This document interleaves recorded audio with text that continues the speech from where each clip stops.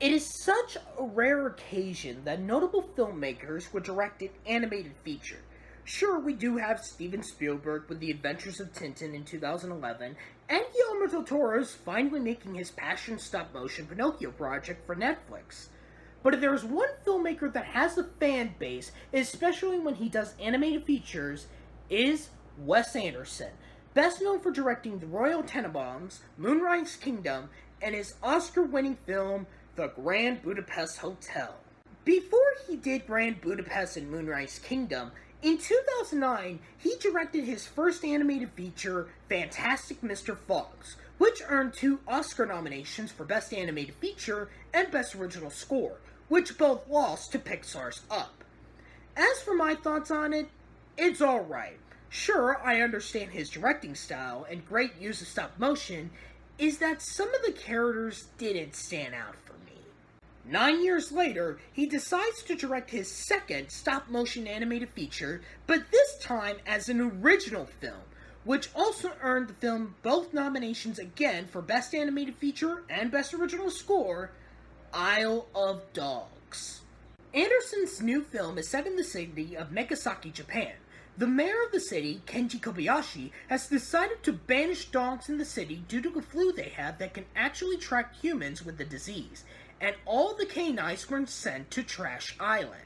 Suddenly, the nephew of Mayor Kobayashi, Atari, came to the island to find his dog named Spots, so he and 5 other canines named Chief, Rex, King, Boss, and Duke to find his lost dog. Out of all the animated films that were nominated here, this was my most anticipated one.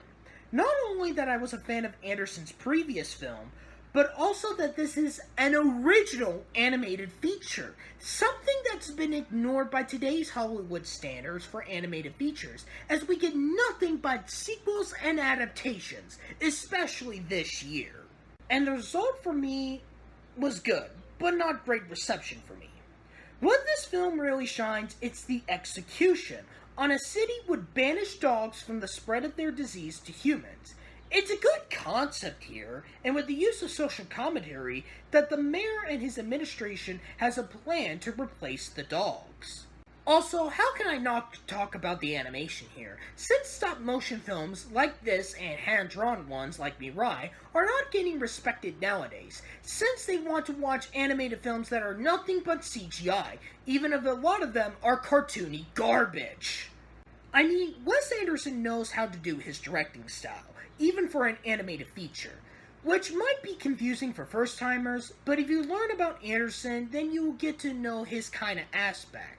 Kind of like Christopher Nolan on how he has a style while he is making his films. However, if there is a problem here with the film, it's the main plot of this search and rescue story that could be predictable in some cases, and the chapter story structure was already done with Grand Budapest, so he didn't need to do that again. As for the characters, with the exception of Chief and Atari, the rest of the cast don't have enough screen time to know about them. And yeah, I know Wes Anderson films usually have a big ensemble in all of his films. Even working with the actors he had collaborated with before, including Bob Balaban, Angelica Houston, Edward Norton, Tilda Swinton, Jason Schwartzman, and especially Bill Murray. It makes it feel like that their roles are not interesting. But as for the main character Chief, he has such a devoted character here on what he dealt with in his past, things he doesn't want to do what an actual dog does, and even how he could be a threat at the beginning.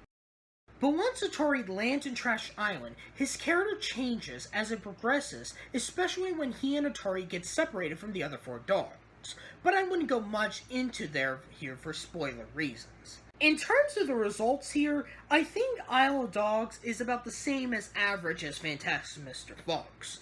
Sure, they're good films, but I still prefer watching The Grand Budapest Hotel. Even if I don't think it's a great film, I still recommend this film to everybody to legit watch an original animated feature. However, I do recommend you watch some of Anderson's live-action films to understand his directing style, and watch Fantastic Mr. Fox first to see his first animated feature. After we look into an original animated film of 2018, all of you get your hypes up to see me talk about the Oscar-winning animated feature, the first ever theatrically animated film based on our web-slinging superhero, and the first theatrical film to star one of the generations of this hero.